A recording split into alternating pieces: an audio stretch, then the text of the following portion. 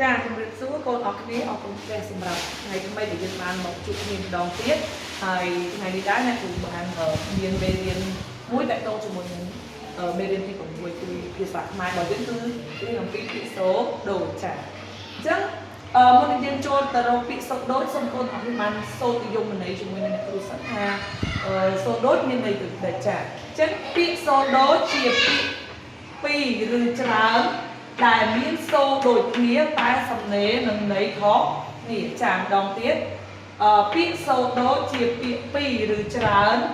ដែលមានសូរដូចគ្នាតែសំណេរនិងន័យខុសនេះចឹងថ្ងៃនេះខ្ញុំមានពាក្យចំនួន3ពាក្យទី1គឺទុកពាក្យទី2ពាន់ពាក្យទី3គឺបត់ចាអញ្ចឹងកូនទៅមើលពាក្យទុកចាពាក្យទុកទី1គឺតោស្អុកនឹងក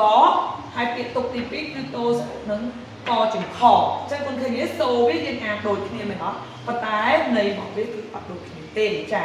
អញ្ចឹងคุณមើលពាក្យទុកទី1ដែលអត់ចំខគឺថ្នាក់ពាក្យជាកិរិយា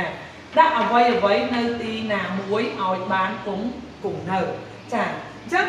មានន័យថាដូចជាយើងទុករបស់អ្វីមួយឧទាហរណ៍ថាកូនទុកសភៅនៅកន្លែងណាមួយដែលមិនធ្វើឲ្យសភៅនោះបាត់ឬក៏រងហែកដែលអូនយើងឃើញគាត់ទុកទៅលេងចាហែកចឹងមានន័យទុកដាក់អ្វីនៅទីណាមួយបានគង់នៅចាទី2គឺតោស្អុកនឹងកចំខនេះថាវិជាគុណនាមសេចក្តីព្រួយសេចក្តីលំបាកចឹងមានន័យថាដូចយើង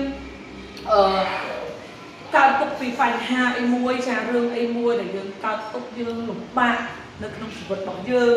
ឬក៏មួយទៀតអាចនឹងយើង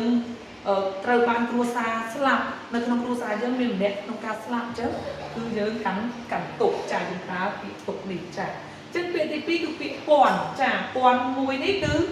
ពោសញ្ញុកសញ្ញាណូចង្ខោនេះគឺថ្នាក់ពាក្យជាកិរិយាចាតាក់ឆ្វាក់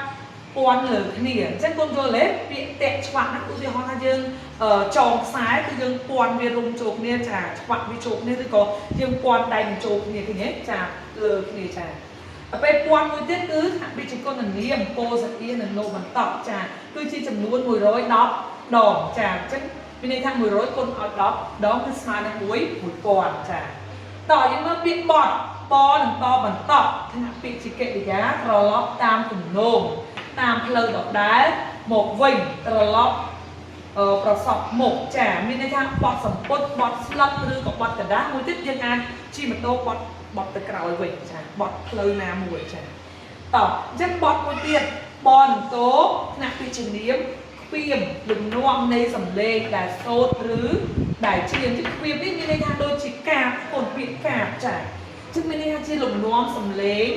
ដែលសូត្រឬដែលច្រៀងដូចបទចម្រៀងដែលយើងជាបទចម្រៀងណាមួយចឹងទៅចាអញ្ចឹងថ្ងៃនេះមេរៀនរបស់គឺមានតែប៉ុណ្ណឹងហើយគ្រូសង្ឃឹមថាក្រោយពីកូនបានរៀនជាមួយនឹងអ្នកគ្រូហើយកូននឹងចង់ចាំនិយមន័យនៃពាក្យសូត្រដូចថាវាមានសូត្រដូចគ្នាប៉ុន្តែន័យរបស់វាគឺខុសៗគ្នាអញ្ចឹងបើសិនជាកូនមានចម្ងល់នឹងសំណួរជួបគ្នានៅក្នុងឱកាសក្រោយទៀតជំរាប